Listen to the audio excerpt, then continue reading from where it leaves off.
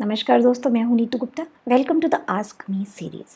आज की हमारी वीडियो का टॉपिक है सिर्फ बुद्धिमान होना काफ़ी नहीं है। Means only high IQ is not enough. देखिए, IQ क्या है? हमारा इंटेलिजेंट क्वेश्चन, यानी कि आप कितनी जल्दी किसी बात को ग्रैस्प कर लेते हैं और समझ लेते हैं। लेकिन ये जो समझ होती है ये भौतिक लेवल पर ज़्यादा होती है। अगर ऐसा कहें तो ज़्यादा अच्छा रहेगा। बहुत से लोग होते हैं ना, ऐसा लगता है कि फटाफट किसी भी बात को वो समझ जाते हैं, उनको ज़्यादा समझाने की ज़रूरत नहीं पड़ती। तो एक होती है इंटेलिजेंस, इंटेलेक्ट, तर्क वितर्क की शक्ति आपकी, कि आप कितना तर्क वितर्क कर पाते हैं, कितना दिमाग चला पाते हैं। That is basically your intelligence. दूसरी चीज़ होती है your understanding level, your wisdom. हो सकता है वो इंसान कभी स्कूल ही ना गया हो, उसको कुछ पढ़ना लिखना ही ना आता हो, लेकिन उसकी समझ का लेवल इतना हाई है कि वो उन गहराइयों को समझ जाता है जो एक पढ़ा लिखा इंसान नहीं समझ पाता। आपकी जो इंटेलिजेंस है वो डिपेंड करती है आपके ब्रेन पर, लेकिन आपकी जो विजडम होती है वो डिपेंड करती है आपके इवोल्यूशन पर। आप कितने ज़्यादा इवॉल्व हैं। ये जो इंटेलिजेंस है, बुद्धि जिसको हम कहते हैं, एक्चुअली इसकी अपनी कोई पावर नहीं है। इसको कंट्रोल करने के लिए कोई हमको चाहिए। इसीलिए तो गीता में भी कहा गया है ना कि अगर तुम्हारी इंटेलेक्ट ठीक जगह लगी है, ठीक हाथों में है, तो ये तुम्हारा उद्धार करा देगी। लेकिन अगर ये ठीक तरीके से नहीं है तुम्हारे कंट्रोल में और गलत तरीके से ड्राइव हो रही है, तो फिर ये तुम्हारा पतन भी करा देगी। आप अगर सोचकर देखें, आपके दिमाग में एक विचार आया, लेकिन ये विचार सही है या गलत है इसके ऊपर कोई स्टैंप लगाता है। ये सबके साथ होता है, अंदर अंदर ये प्रक्रिया चलती है। अब यदि आप आत्मा को ज़्यादा सुनते हैं, आपके अंदर आत्मबोध है, तो फिर आप आत्मा की आवाज़ के हिसाब से बुद्धि को ऑर्डर देते हैं।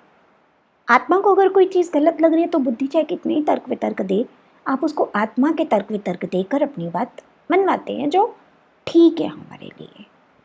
पर यदि बुद्धि ईगो के कंट्रोल में है, ईविल के कंट्रोल में है, बुराइयों के कंट्रोल में है, तो फिर ये बुद्धि ही, सेम बुद्धि, आपका और जाने कितनों का नुकसान कर देगी। अब आप देखिए ना, बुद्धि समीर वानखेड़े में भी है, नरेंद्र मोदी जी में भी है। तो ये क्या कर रहे हैं? अपनी बुद्धि से समाज का उद्धार कर रहे हैं, क्योंकि कहीं ना कहीं अपनी आत्मा से कनेक्टेड है। तो इनकी आत्मा इन्हें बुराई करने से रोकती है, तो ये अपनी बुद्धि को भी वही वाली कमांड देते हैं। दूसरी तरफ इतने सारे कांग्रेस के लीडर्स, एनसीपी के लीडर्स और भी बहुत सारे लोग हैं, इनकी बुद्धि किसके कंट्रोल में है? शैतान के कंट्रोल में है, इनकी ईगो के कंट्रोल में है। मुझे ऐसा कहने की, मेरे साथ ऐसा करने की तुम्हारी हिम्मत कैसे हो गई?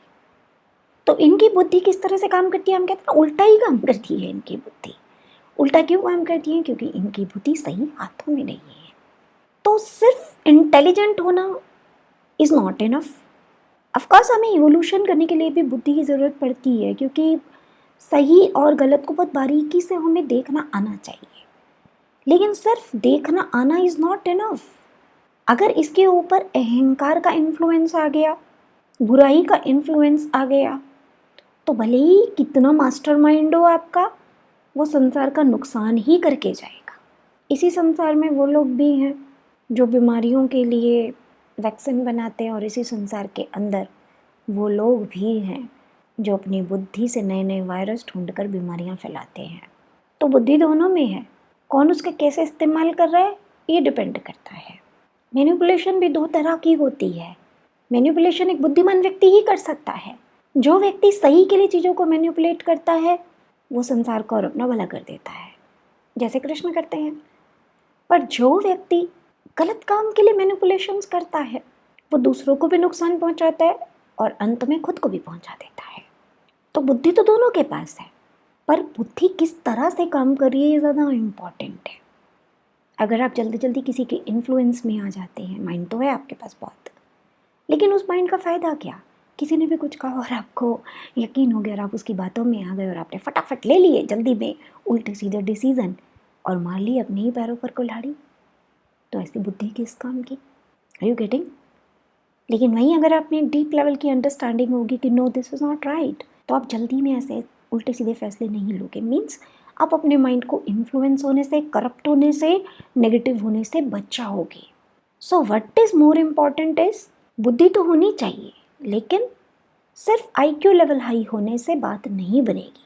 ये बहुत ज़रूरी है हम एक स्पिरिचुअल जीवन जीना शुरू करें, आत्मा के साथ जुड़ें, आत्मा को पहचानें, आत्मा के साथ अपनी बुद्धि की अलाइनमेंट करें, और जो नेगेटिव फैक्टर्स हैं जैसे कि ईगो, ईविल, बुरी चीज़ें, बुरी एनर्जी, इन सब को भी हम पहचानें और इनके इन्फ्लुएंस में अपनी बुद्धि को बिल्कुल ना आने दें।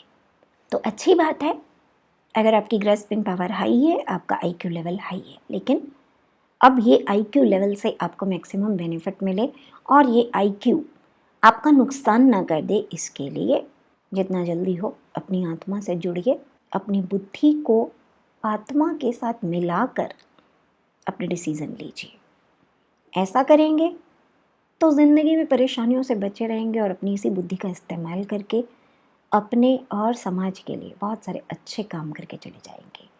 और यदि आप ऐसा नहीं कर पाएंगे, ईगो में रह जाएंगे, इन्फ्लुएंस में रह जाएंगे, नेगेटिविटी में ट्रैप हो जाएंगे, तो अपनी बुद्धि से नोइंगली और अननोइंगली अपना और सबका बहुत बड़ा नुकसान कर जाएंगे। चलिए, तो मुझे बताइएगा ये टॉपिक आपको कैसा लगा। अच्छा लगा हो तो लाइक कीजिए, कमेंट कीजिए और शेयर कीजिए। नेक्स्ट टाइम आप ही के किसी और टॉपिक पर डिस्कशन करेंगे। तब तक के लिए take care, bye bye, good night.